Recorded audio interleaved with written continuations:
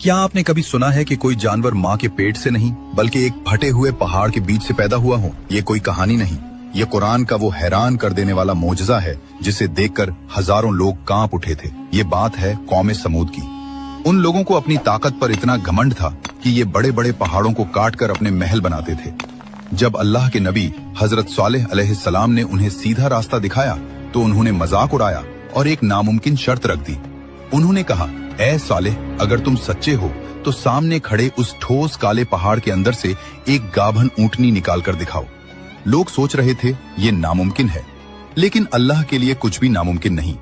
जमीन हिली, पहाड़ फटा और सबकी आंखों के सामने पत्थर के अंदर से एक जीती जागती ऊंटनी बाहर आ गई। ये नाकतु अल्लाह थी, यानी अल्लाह की ऊंटनी। हजरत सालेह अलैहिस्सलाम ने कहा, ये अल्लाह की निशानी है, इसे मत छेड़ना वरना तुम पर दर्दनाक अजाब आएगा। पानी का बंटवारा हो गया। एक दिन पूरा पानी ऊंटनी पीती थी और अगले दिन पूरी बस्ती।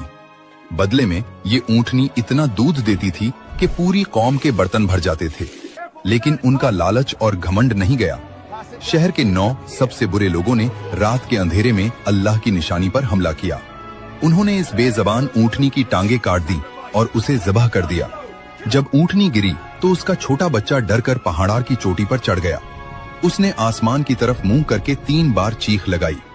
हजरत सालेह अलैहिस्सलाम ने ये मंजर देखकर रोते हुए कहा, तुमने अल्लाह की हद तोड़ दी। अब अपने घरों में सिर्फ 3 दिन मजे कर लो, इसके बाद तुम्हारा खात्मा तय है।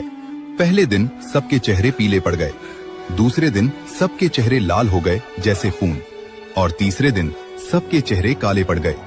मौत उनके सर पर खड़ी थी।